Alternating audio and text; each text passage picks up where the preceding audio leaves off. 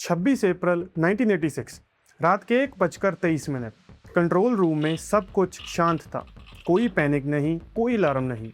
फिर एक इंजीनियर ने AZ5 बटन दबाया, एक ऐसा बटन जिसे डिज़ाइन किया गया था रिएक्टर को तुरंत बंद करने के लिए। लेकिन अगले 5 सेकंड में पावर अचानक कंट्रोल से बाहर चली गई और कुछ ही पलों में एक ऐसा ब्लास्ट हुआ जिसने पूरी दुनिया को हिला दिया। अकीमोव और उनकी टीम के ज़्यादातर लोग 3 हफ्तों के अंदर रेडिएशन एक्सपोजर से मर गए। लेकिन क्यों? क्या ऑपरेटर ने गलती की या फिर प्रॉब्लम कहीं और थी? जानेंगे आज के इस वीडियो में चिर्नोबिल न्यूक्लियर पावर प्लांट का असली सच। उस रात आखिर हुआ क्या था? और सबसे बड़ा सवाल, इसकी जिम्मेदारी किसकी थी?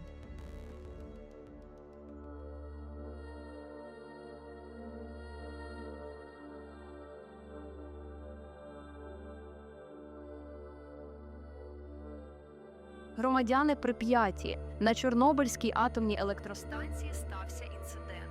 क्या आपने कभी सोचा है कि एक रिएक्टर जो बिजली बनाने के लिए बनाया गया था, वो कैसे दुनिया का सबसे खतरनाक न्यूक्लियर डिजास्टर की वजह बन गया? इस कहानी की शुरुआत होती है RBMK रिएक्टर से।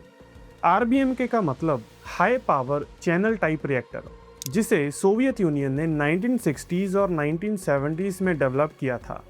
इसकी सबसे बड़ी खासियत थी कि ये एक ही साथ बिजली भी प्रोड्यूस कर सकता था, इलेक्ट्रिसिटी प्रोड्यूस कर सकता था और प्लूटोनियम भी बना सकता था। लेकिन यही दोहरी ताकत आगे चलकर इसकी सबसे बड़ी कमज़ोरी बन गई। इसका डिज़ाइन बाकी रिएक्टर से अलग था। दूसरे रिएक्टर्स में पानी रिएक्शन को कंट्रोल और कम करता है, जबकि RBM के रिएक्टर में ग्रेफाइट रिएक्शन को बनाए रखता है और बढ़ाने में मदद करता है, स्पीड अप करने में मदद करता है। ग्रेफाइट रिएक्शन को स्टडी रखता है, लेकिन इसके अंदर एक खतरनाक फ्लॉ छुपा हुआ था। इस रिएक्टर में एक प्रोसेस होता है जिसे कहते हैं पॉजिटिव वॉइड कोफिशिएंट। आसान भाषा में, जैसे ही पानी कम होता है या स्टीम बनती है, रिएक्शन धीमी होने की बजाय और तेज़ होने लग जाती है। यानी इंस्टेबिलिटी बढ़ते ही रिएक्टर और ज़्यादा अनकंट्रोलेबल हो जाता है। और सबसे खतरनाक बात, इमरजेंसी शटडाउन भी पूरी तरह से सेफ नहीं था। रिएक्टर को बंद करने की कोशिश में कुछ सेकंड के लिए रिएक्शन और बढ़ जाती थी।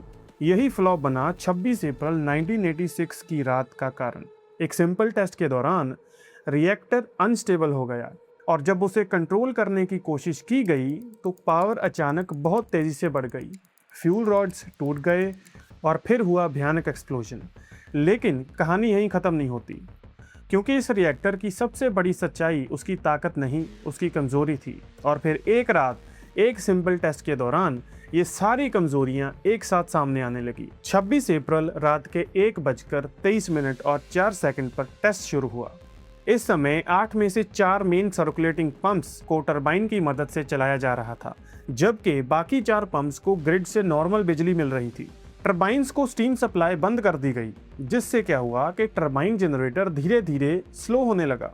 उसी समय डीजल जनरेटर्स स्टार्ट हुए और धीरे धीरे लोड संभालने लगे। प्लान ये था कि 1:23 तक डीजल जनरेटर्स पूरी तरह से MCB को पावर देने लगेंगे। लेकिन जैसे जैसे टरबाइन्स की स्पीड कम हुई, पंप को मिलने वाली पावर भी कम होती गई।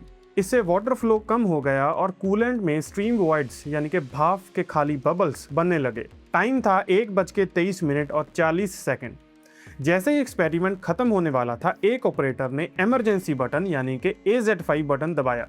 ये बटन रिएक्टर को तुरंत बंद करने के लिए होता है, एक इमरजेंसी शटडाउन। शायद ये प्लान्ड शटडाउन के लिए दबाया गया था, लेकिन एग्जैक्ट रीजन आज तक क्लियर नहीं हुआ। आई विटनेसेस के अनुसार उस समय कंट्रोल रूम का माहौल नॉर्मल था, कोई पैनिक नहीं या कोई इमरजेंसी सिग्नल नहीं। AZ5 बटन दबाते ही सभी कंट्रोल रॉड्स रिएक्टर के अंदर जाने लगे। लेकिन यहाँ एक क्रिटिकल डिज़ाइन फ्लॉ था। RBM के रिएक्टर डिज़ाइन में कंट्रोल रॉड्स के नीचे ग्रेफाइट टिप्स लगे होते हैं। इन ग्रेफाइट टिप्स का काम रिएक्शन को टेम्परेरी स्पीड अप करना होता है। इसका मतलब जब रॉड्स अंदर घुसना शुरू करते हैं तो शुरुआत में रिएक्शन को कम नहीं बल्कि और बढ़ा देते हैं। कंट्रोल रॉड्स को पूरे कोर में जाने के लिए 18 से 20 सेकंड लगते थे। जैसे ही रॉड्स नीचे जाने लगे, ग्रेफाइट टिप्स के कारण रिएक्शन अचानक तेज हो गया। यानी इमरजेंसी शटडाउन ने ही शुरुआत में रिएक्शन को खतरनाक बना दिया। रिएक्टर में अचानक पावर स्ट्राइक हुआ, कोर तेजी से ओवरहीट हो गया और फ्यूल रॉड्स टूटने लगे। सिर्फ 3 सेकंड के अंदर रिएक्टर की पावर 530 मेगावाट से भी ऊपर चली गई। इसके बाद इंस्ट्रूमेंट्स ने काम करना बंद कर दिया और रिएक्टर की पावर अचानक 30,000 मेगावाट थर्मल तक पहुंच गई, जो उसकी नॉर्मल ऑपरेटिंग पावर से लगभग 10 गुना ज़्यादा थी। रिएक्टर में बचा हुआ पानी तुरंत स्ट्रीम बनकर बाहर निकल गया, जिससे रिएक्टर की थर्मल पावर और तेजी से बढ़ने लगी और फिर लगातार 2 जबरदस्त धमाके हुए। इसके बाद रिएक्टर कोर में आग भड़क उठी, जो कई दिनों तक जलती रही और उसी आग के साथ खतरनाक रेडियो एक्टिव पार्टिकल्स हवा में फैलने लगे, जो धीरे धीरे सोवियत यूनियन से निकलकर यूरोप के कई हिस्सों तक पहुंच गए। एक्सीडेंट के लगभग 36 घंटों के बाद प्लांट के आसपास के 10 किलोमीटर एरिया को इवैक्यूएट किया गया। लगभग 50,000 लोगों को अपने घर छोड़ने पड़े।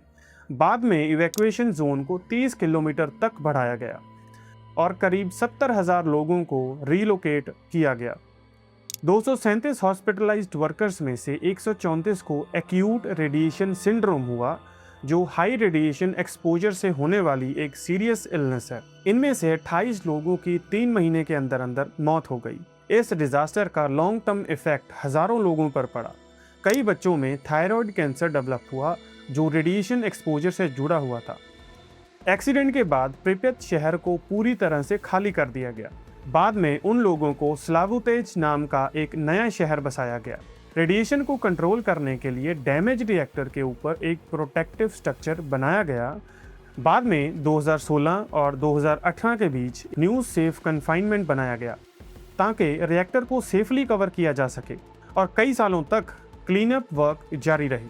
ये डिजास्टर आज भी इतिहास का सबसे खतरनाक न्यूक्लियर एक्सीडेंट माना जाता है, डैमेज और कॉस्ट दोनों के मामले में।